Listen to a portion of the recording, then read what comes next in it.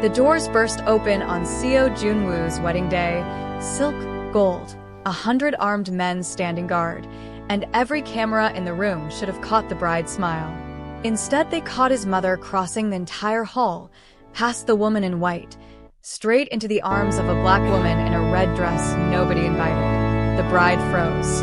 Junwoo's jaw locked. And somewhere in the crowd, someone whispered the name he'd banned from this house for 3 years. Linda. She wasn't supposed to be there. Not today, not ever again. Yet the moment the doors opened, Seo Junwoo's mother walked past the bride like she was furniture and wrapped her arms around the one woman he'd spent 3 years trying to forget. He built an empire, so no one could touch what was his. He never imagined the first person to shatter his wedding day would be the wife he already lost, and that his own mother would choose her, in front of everyone. One hug. That's all it took to turn a Mafia wedding into a war, because when Junwoo's mother reached past his bride and pulled Linda into her arms, she wasn't just breaking protocol. She was telling the truth. The cathedral doors opened like the parting of a blade. Seo Junwoo stood at the altar in black and gold, the most feared man in Seoul dressed like a king for the one day he swore would erase his past. 100 men in dark suits lined the walls, not guests, but guards, because peace for men like him was never free, and even weddings needed watchmen. Somewhere outside those doors, 3 rival organizations were counting his men, counting his weaknesses, waiting for the one day he might let his guard down. He told himself this marriage was armor. A merger disguised as romance. A wall built from a woman's last name. His bride, Hannah, glided down the aisle in ivory silk, radiant, trembling with the kind of joy that comes from finally winning something you fought hard for. Her family had spent 2 generations trying to sit at the same table as the Seos. Today, she got to be the reason they finally did. Junwoo watched her approach and felt nothing sharper than relief. Then the side doors opened. A woman stepped through them in red. Not bridal, not subtle, impossible to ignore. Curvy, commanding, her dark skin luminous under the chapel lights, her eyes locked on nothing but the altar as if the 300 guests turning to stare didn't exist. Linda, the wife Junwoo had buried in silence 3 years ago, the scandal his family paid millions to erase, the name no one in this room was allowed to speak, not even in gossip, not even in memory. Junwoo's hands turned to fists at his sides. His pulse, usually a weapon he controlled better than any blade in his arsenal, betrayed him completely. And then his mother moved. Halmini Seo, 70 years old and sharper than any blade in her son's arsenal, rose from the front pew, walked past the bride mid-step, and pulled Linda into an embrace so fierce the entire cathedral fell silent. "You came," the old woman whispered, loud enough for the front rows to hear, her voice cracking with an emotion she never allowed anyone to witness. "My daughter. You came." Hannah stood frozen at the altar, bouquet shaking in her hands, ivory silk suddenly feeling like a costume instead of a dress. Junwoo felt 3 years of careful control crack down the middle, a fault line he'd spent 3 years pretending didn't exist. Whispers rippled through the pews like wind through wheat. Cameras that were supposed to capture vows instead caught chaos, an old woman weeping into the shoulder of a stranger in red while a bride stood abandoned at the altar of her own wedding. "Yama," Junwoo said, voice low, a warning wrapped in a plea. His mother didn't even look at him. The next day, the tabloids had already run the headline reporters camped outside the Seo estate gates. Business partners called demanding explanations Junwoo didn't have. And somewhere in a hotel across the city, Linda sat with her hands wrapped around a cup of tea gone cold, wondering if coming back had been the bravest or the most foolish thing she'd ever done. Junwoo found Linda in the garden behind the estate. Far from the reception, no one had the heart to continue. She stood with her back to him, arms wrapped around herself despite the warm evening, staring at the koi pond like it held answers he couldn't give her. "You shouldn't have come," he said, voice low, dangerous in a way that made lesser men flee. Linda didn't flinch. She never had. 3 years apart hadn't dulled the one thing about her that used to unravel him faster than any threat. She simply refused to be afraid of him. Your mother invited me. She turned, chin lifted, eyes steady even though her hands weren't. I didn't come for you, Junwoo. I came for her. She's been calling me for months. Did you know that? Or did you block that too, like you blocked everything else? The accusation landed harder than any bullet he'd taken. He thought of the number he deleted 3 years ago, the one he still remembered by heart despite every attempt to forget it.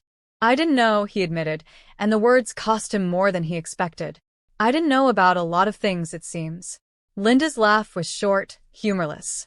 That's the story of us, isn't it? You not knowing. Me paying for it.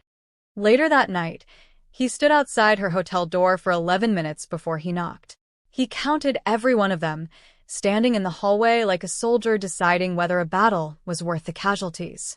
When she opened it, hair down, makeup gone, red dress traded for something soft and worn, he almost forgot every reason he'd told himself to stay away. Why did she call you? He asked. Not why did you come?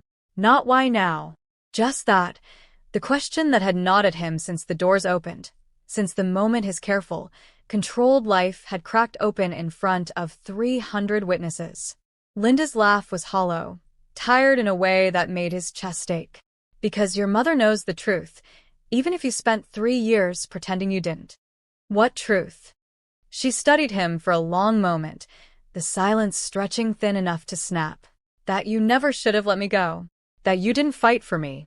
That the great Seo Junwoo, who burns down entire organizations for a slight against his pride, let his own wife disappear without so much as a phone call.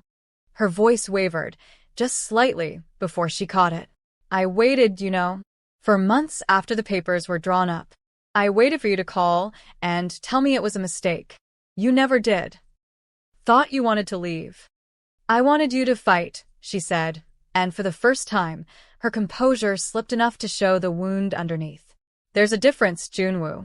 There has always been a difference. He didn't have an answer for that. For the first time in a decade, the most feared man in Seoul had absolutely nothing to say. A few days later, the wedding was postponed, not cancelled. The Seo family didn't cancel things. They simply paused them the way a storm pauses before it breaks something worse. Hannah retreated to her family's estate, humiliated, furious, and dangerous in her own quiet way, the kind of dangerous that came from wounded pride rather than wounded heart. Junwoo's enemies smelled blood in the water. A syndicate that had waited years for a crack in his armor began circling, watching the chaos with patient, predatory interest. His mother summoned him to her study, the one room in the estate where even Junwoo felt like a boy again instead of a boss. You loved her, the old woman said, not a question, setting down her tea with the precision of a woman who'd spent decades saying difficult things gently. You loved her, and you let your father's pride convince you that love was a liability. She left, Junwoo said, the old wound opening like it hadn't scarred at all, like 3 years of silence had done nothing but let it fester beneath the surface. She left me, Yama, not the other way around. She left because you let them threaten her and said nothing, because you chose silence when she needed you loud. His mother's eyes, so much like his own, didn't soften, didn't offer him the mercy his position usually commanded. I raised you to be strong. I never raised you to be a coward with a woman who bled for this family, Junwoo. Bled. Do you understand what that word means, or have you only ever understood it as something that happens to enemies? The words hit harder than any rival's blade ever had.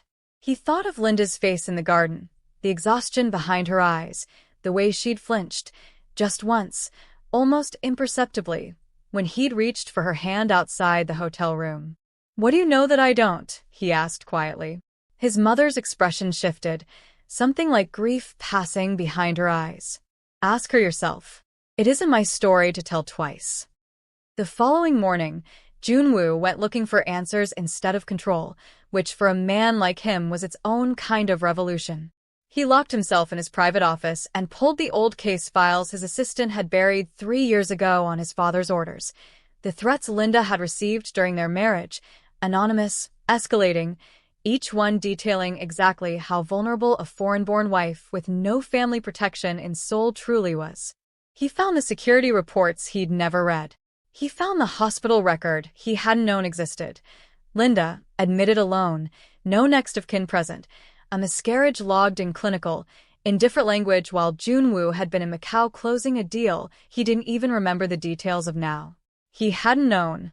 He told himself he hadn't known.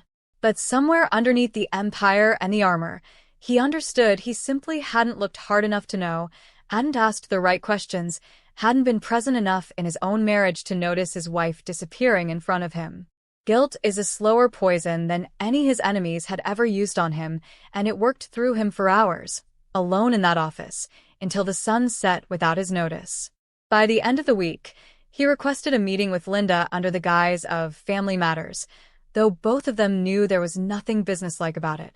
She agreed, warily, and met him at a quiet cafe far from the cameras that had turned their entire history into entertainment for strangers who would never understand what either of them had actually lost. "I read the files," he said without preamble, sliding into the seat across from her, his usual composure nowhere in sight. "The threats, the hospital, all of it." Linda's cup froze halfway to her lips, her whole body going still in a way that told him more than words could. "That was a long time ago. You almost died, and I was in Macau. I didn't need you to save me, Junwoo. I needed you to choose me. There's a difference, and you never understood it." Her voice cracked on the last word, the first crack in 3 years of careful armor, and she set the cup down with hands that trembled despite her best effort to still them.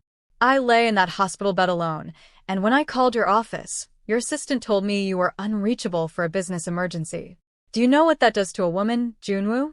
To grieve alone because your husband's empire came before your body." He reached for her hand across the table. She let him hold it for exactly 4 seconds. He counted, the way he'd counted the minutes outside her hotel door, before pulling away. "Don't," she whispered. "Don't touch me like you still have the right." "I'm sorry," he said, and the word felt foreign in his mouth, a language he hadn't spoken in years. "I know it isn't enough. I know sorry doesn't undo any of it. But I'm sorry, Linda. For all of it." She studied him for a long moment, something unreadable moving behind her eyes. "Your family paid me to disappear quietly after that. Do you know what that does to a person? To be erased like a stain instead of grieved like a wife." A tear slipped free before she could stop it, and she wiped it away with the back of her hand, furious at her own weakness. "I built a whole life pretending I didn't still hear your voice sometimes, in the quiet moments. And then your mother called and told me she needed to see me before she died, and She stopped herself, shaking her head. "It doesn't matter why I came. It matters to me," Junwoo said quietly. That evening, Hannah returned to the estate uninvited, mascara smudged, voice raised in a way that shattered the CO family's carefully curated silence. Her heels clicked against the marble like gunfire as she stormed through the foyer, past staff too well trained to intervene. "Everyone in Seoul is laughing at me," she hissed at Junwoo, cornering him near the grand staircase. "Your mother humiliated me in front of 300 guests for a woman you divorced. Do you understand what you've done to my family's name?" "I never divorced her," Junwoo said quietly, the admission surprising even himself as it left his mouth. He hadn't planned to say it. He hadn't fully let himself know it until that moment. "The papers were never signed. My father drew them up. I never signed them." Hannah went white, then red, her carefully composed mask slipping entirely. "You're still married to her." "Legally? Yes." He met her eyes without flinching, the weight of the truth settling into him like armor finally fitting correctly for the first time in years. "I should have told you before any of this began. I'm sorry it happened this way. You're going to regret this," Hannah said, voice shaking with a fury that went colder the longer she spoke, and left before he could ask what she meant by it, her heels echoing down the marble hall like a countdown. He should have taken the threat seriously. He didn't, not until 3 days later, when Linda's assistant called him in a panic, voice frantic and breathless.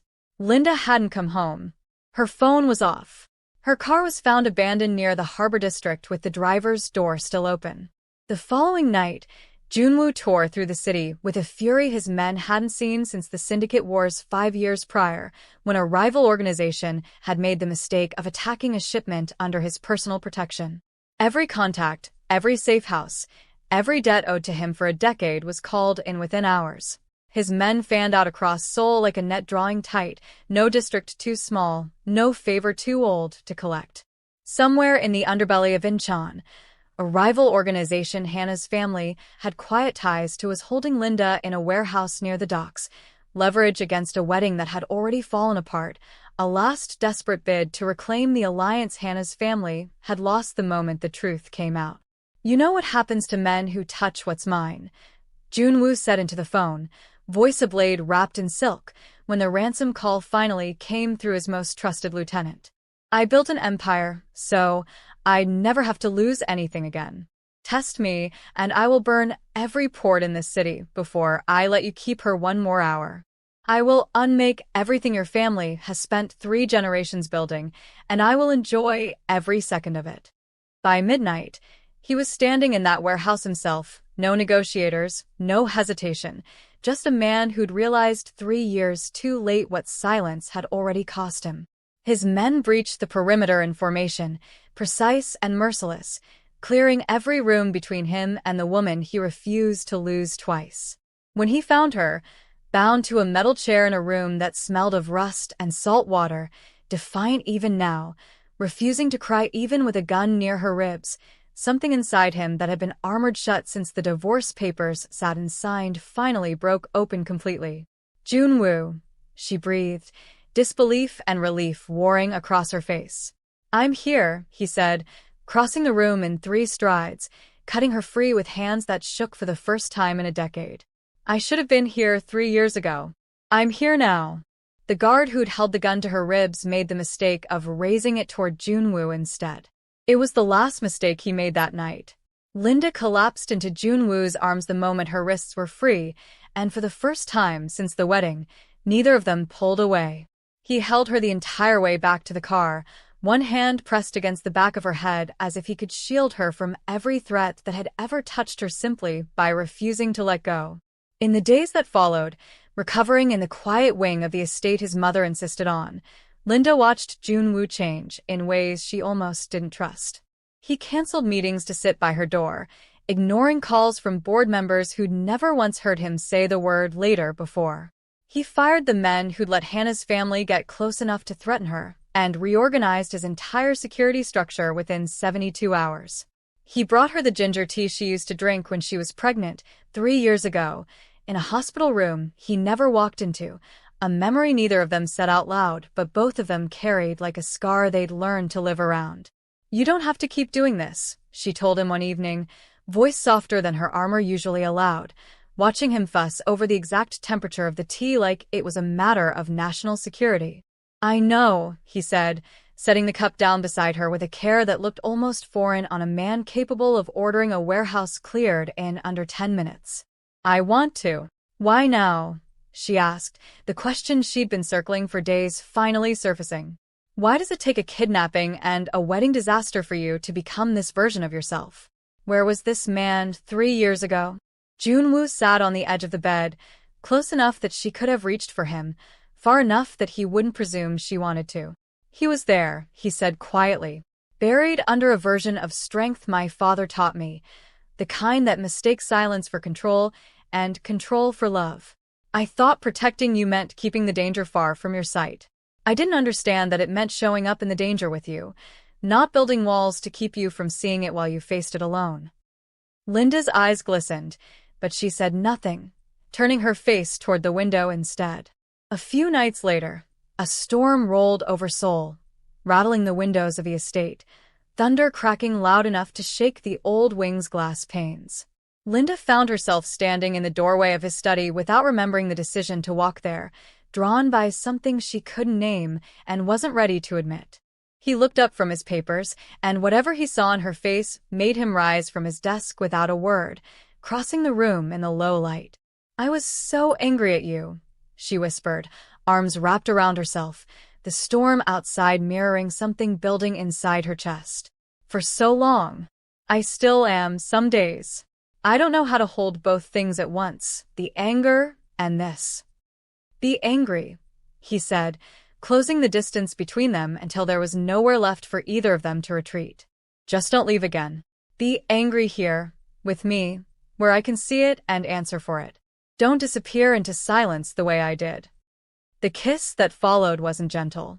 It was 3 years of grief and fury and unfinished love colliding all at once, his hands finding her waist like they remembered a language his mind had tried to forget, her fingers curling into his shirt with a desperation that matched his own.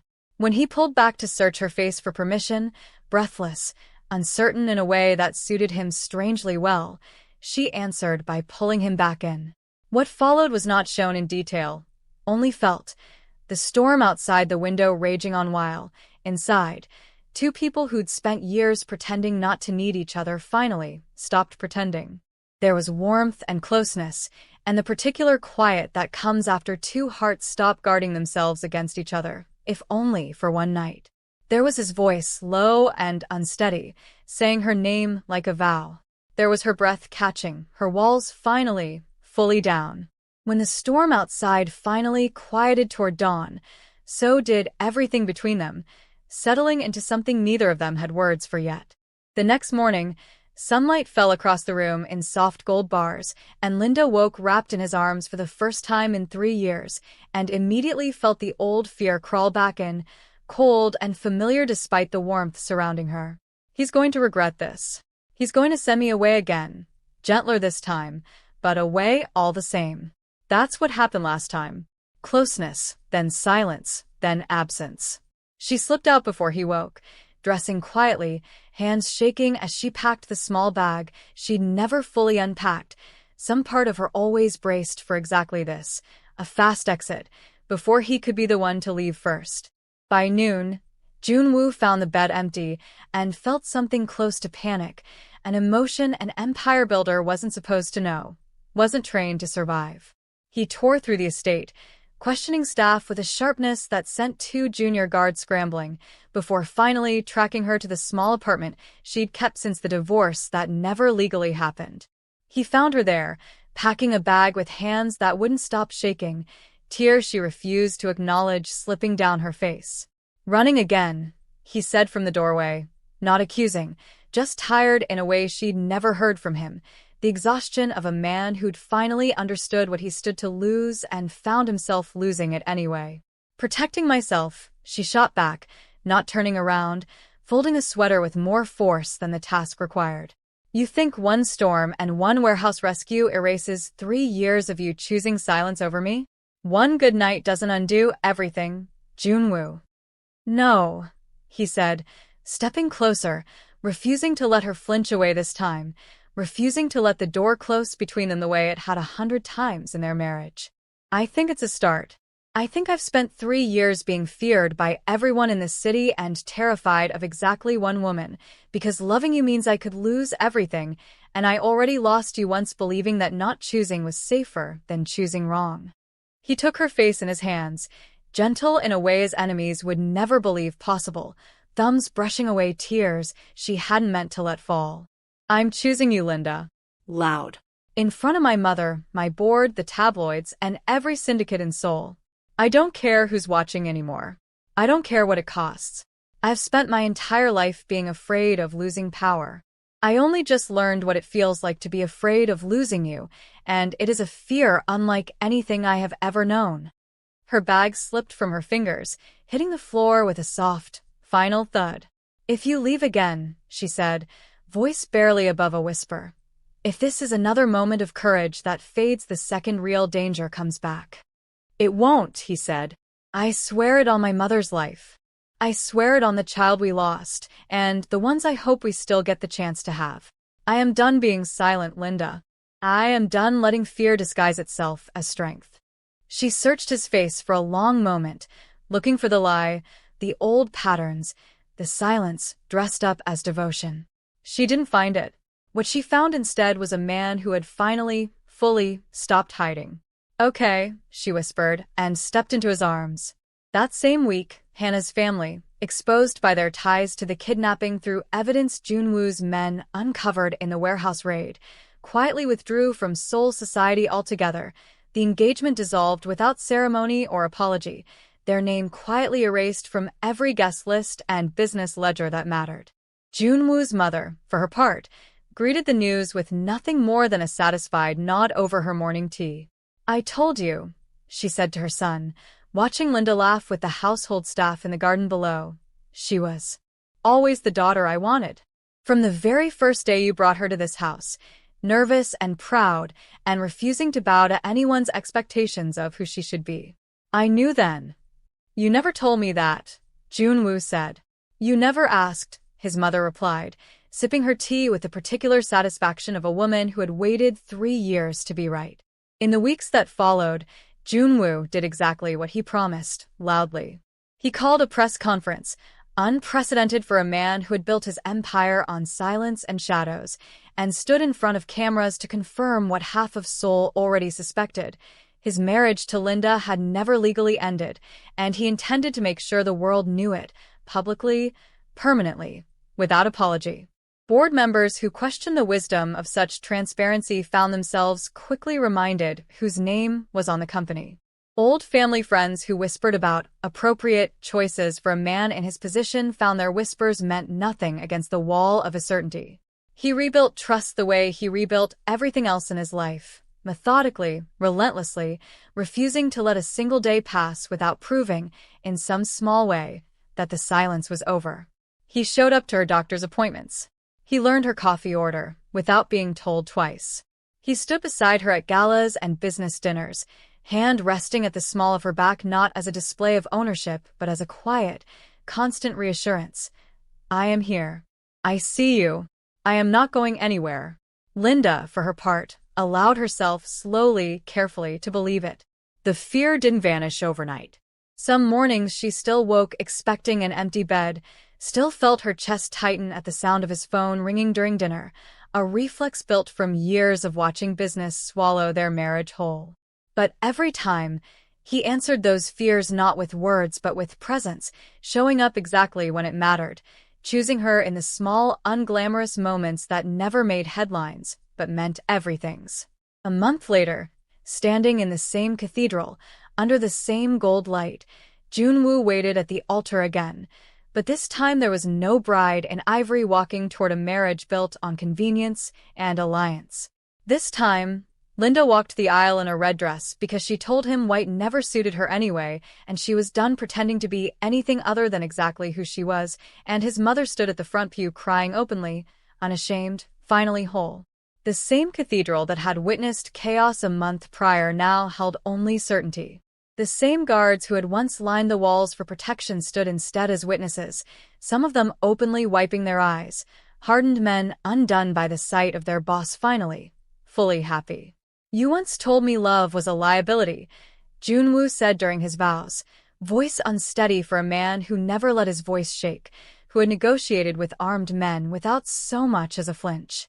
"I know now the only liability was my silence. I spent years believing that strength meant never showing you how much I needed you, that protecting you meant keeping you at arm's length from every danger, including the danger of my own heart. I was wrong about almost everything except one thing. I have never, not for a single day in 3 years, stopped loving you. I will never be silent again. Not about you. Not ever." Linda, tears bright in her eyes, took his hands, her thumbs brushing over the same calluses she used to trace absent-mindedly in the quiet mornings of their first marriage. "Then don't stop choosing me. Every day. Loudly. Even on the days it's inconvenient. Even on the days the world is watching, and it would be easier to stay silent. Especially those days. Every day," he promised, loudly. The kiss that sealed their vows was met with an eruption of applause that shook the cathedral rafters, guards and guests alike rising to their feet, 300 witnesses to a love story that had nearly ended in silence, and instead ended in a promise neither of them intended to break. By the following spring, the estate that had once felt like a fortress of silence echoed instead with laughter, Junwoo's mother teaching Linda old family recipes in the kitchen, the two of them thick as thieves in a way that made Junwoo shake his head every time he walked past, feigning exasperation he clearly didn't feel. He would linger in doorways sometimes, just to watch them, just to memorize the sound of a home that finally felt like one. The business, too, had changed. Junwoo restructured entire divisions to spend less time in Macau, less time chasing deals that once felt like armor and now felt like theft of time he refused to lose again. His lieutenants adjusted, some grumbling, most quietly relieved to see their boss finally living a life worth protecting rather than simply protecting a life he never lived. And when Linda finally told him, hands pressed to her stomach, eyes bright with a joy neither of them thought they'd get a second chance at, that their family was about to grow again, the most feared man in Seoul, a man who had burned down warehouses and broken syndicates without blinking, who had stood in front of cameras and rewritten his own legacy without flinching, sat down on the kitchen floor and wept like the boy he'd been before the world taught him love was weakness. "We get to try again," Linda whispered, kneeling beside him on the cool tile, his hand pressed to the small swell of her stomach like it was the most precious thing he'd ever held, more precious than any empire he'd built. All of it. Together this time. "Together," he said, voice thick, his forehead resting against hers. "I will never let silence steal another moment from us. I promise you that, on everything I am." By the end of that year, the nursery that had once been a locked and used room in the East Wing, a room Linda had walked past for years without letting herself enter, a room that held a grief neither of them had ever fully named, was filled with soft yellow light and the particular chaos of assembling furniture neither of them fully understood the instructions for. Junwoo's mother oversaw the operation with the stern satisfaction of a general, correcting their mistakes, laughing at their frustration, present for every single moment in a way she hadn't been able to be the first time grief had visited that room. Linda stood in the doorway one evening, watching Junwoo argue good-naturedly with a crib assembly manual, his sleeves rolled up, hair falling into his eyes, nothing at all like the man who'd once ruled Seoul's underworld through silence and fear. She thought of the woman in red who had walked into a wedding uninvited, terrified and defiant, expecting nothing but closure. She thought of everything that had happened since, the danger, the fear, the warehouse, the vows spoken loud enough to shake a cathedral. "What are you smiling at?" Junwoo asked, catching her watching him, that same crooked, uncertain smile he only ever wore around her. "Nothing," she said, crossing the room to kneel beside him, resting her head against his shoulder. "Everything. Us." He pressed a kiss to her temple, one hand finding hers, the other resting protectively over the life growing between them. Loudly, he murmured, echoing the vow that had rebuilt everything between them. "For the rest of our lives." Outside, Seoul carried on the way it always had, feared bosses and quiet wars and rumors that would never fully die. But inside that house, for the first time in longer than either of them could remember, there was only peace. Only two people who had nearly lost everything to silence, choosing instead, every single day, to be loud. Welcome to Afro Korea TV. Please like, share, and subscribe.